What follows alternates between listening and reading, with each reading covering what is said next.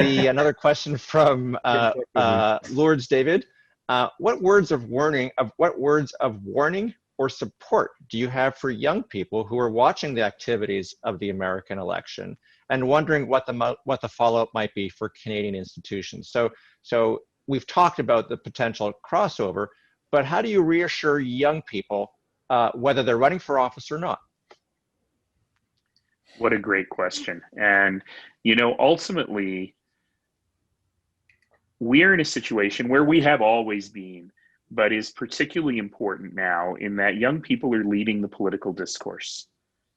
And when we had the Black Lives Matter protests here in Calgary, which I would love to talk much more about and how we think through our future as a truly anti-racist place. But despite the fact that we were in the middle of a pandemic and I did not like mass gatherings, at least they were outside and people were mostly wearing masks. But when I saw the passion of the young people, and a lot of them said, you know, will you come to these protests? And I said, you know, I'm not going to, because we're in a pandemic and I have a 79-year-old roommate, my mom, and I cannot expose her to that. But at the same time, I don't actually want to take up the oxygen. I don't want the headline story to be mayor goes to protest. You know, I was on the other side of the wall in my office listening very intently, but I want the story to be your stories. You know, those of us who've been through the trenches for many years, we certainly have our perspectives on things, but I want the stories to be your stories. And the fact that so many young people were brave enough to come to my city council to talk about their own experiences and their lived experiences with racism in our community, for example, it really was very, very inspiring to me. And so ultimately what I would say to young people who are getting discouraged is that your country is not something that happens to you. Your country is something that you get to build. And there's a lot of old fogies like me in the way, but there is incredible opportunity to build it together. So my word of encouragement is you get to do it and you get to make the rules and you get to figure out how to do this. And sometimes us old fogies can provide you with a little bit of advice, but ultimately we are in a position of generational shift. So all this chaos, all this craziness that is going on around us is also opportunity. It's opportunity to create out of this discussion, to figure out something new. So ultimately, that's our power. You know, the real power in this country doesn't come from people who get to sit in front of 7 out of 10 room raider walls and pontificate on Zoom. I give Martin a 10 out of 10, by the way, but it actually comes from and has always come from everyday people using their everyday hands and their everyday voices to fight for what's right. And we will continue to do that. And that, regardless of whatever's wrong in this country, is one of the things that makes this country great. Yeah, and you know, I mean, I said it earlier, and that is, you know, we cannot be smug, we cannot be complacent, but I think we also need to look back. And, you know, for me, who's, you know, at the end of my career, I look back at what's happened and why it happened. And, you know, I had polio as a child, and we were able to overcome that horrible disease that affected so many young people. You know, when I graduated from university, the law school at the time had 17% of the graduates were women. And my youngest daughter graduated from Osgoode, and 52% of the graduates were women.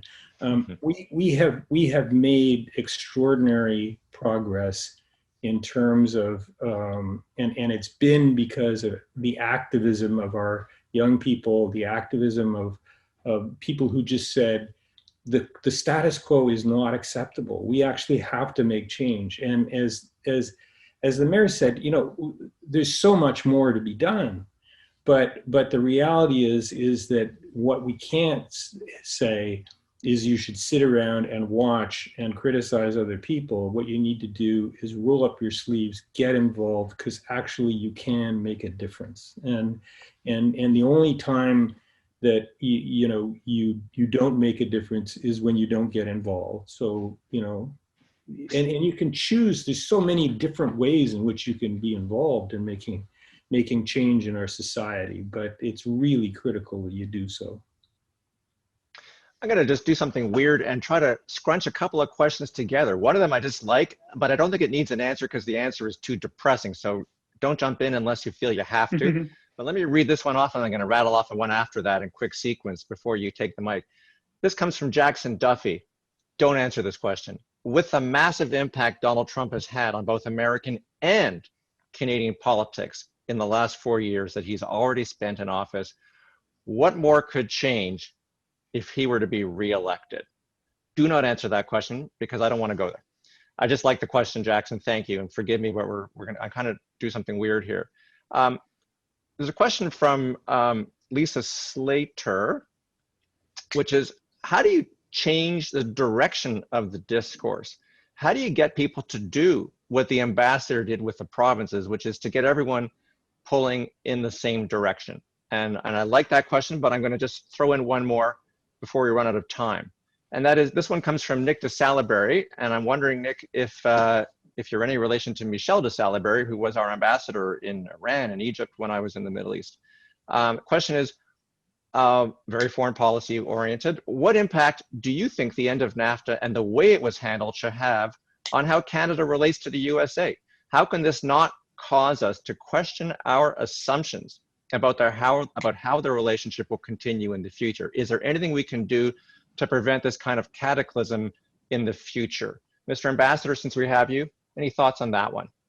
Yeah, I mean, the most important thing is not to assume that just because we got the New Deal, and I would argue that the New Deal is better than the old deal, but that we should just sit back on our laurels and not constantly work at making sure that Americans understand the interdependence and the relationship, and that part of their prosperity is linked to working with Canada, and part of their security is linked with working with Canada. And so, what happened was, I think we kind of went to sleep for a while, and we just sort of took things for granted, and we can never do that. And in particularly right now, when everybody's looking at revising their supply chains and looking at the security and the resilience of their supply chain, we have to be part of that dialogue, and we cannot let down our guard at all. And I still think we're well positioned to do so. We actually have more free trade agreements with a larger population in the world than any other G7 country.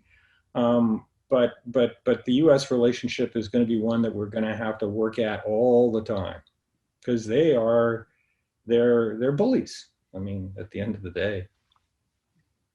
Yeah, and I think the unpredictability problem is going to kill us in terms of our own companies and in terms of foreign investment. We are almost out of time for the questions that we have. I had a question I was going to throw in, but I don't need an answer from you. I just want to say this because it's really important to me in terms of these Ryerson Democracy Forums, both for the ambassador in your terms of your as a political operative in Canada, and to the mayor as a political operator, as a politician in Canada. And that's money politics. I just worry about that, because I was looking it up before today's event, and the numbers are just astronomical in terms of it's $5 billion all in for the presidential race, and about $5.5 billion all in for the Senate and congressional races. And a typical crazy Senate race will be anywhere from 20 to 30 to $50 million. So, Mr. Mayor, I know, what does it cost you to run a mayoral campaign in Calgary? I ran my first campaign for about $300,000 against an opponent who spent about $1 million. My second campaign was about $500,000. My third campaign was about $750,000 against an opponent who claims to have spent about the same, but we think spent about $2 million. This is a whole other Ryerson Democracy Forum, because long before I was a politician, I had been an advocate for campaign finance reform. We are extremely lucky in Canada that our courts have held that rules and restrictions on campaign finance are important. I think it is critical and fundamental to democracy to get big money out of politics. We're going to be operating the next civic election in Alberta under much more restrictive campaign finance rules, and I welcome that.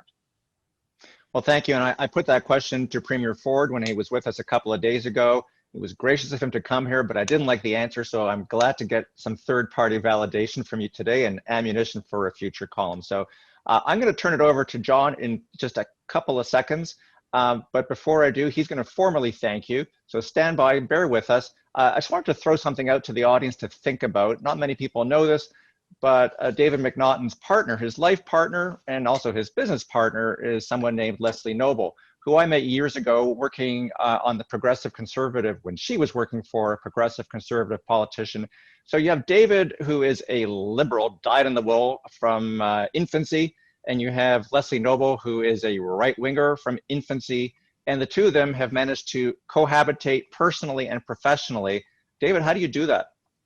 A lot of talk about the Raptors and the Blue Jays and the Leafs.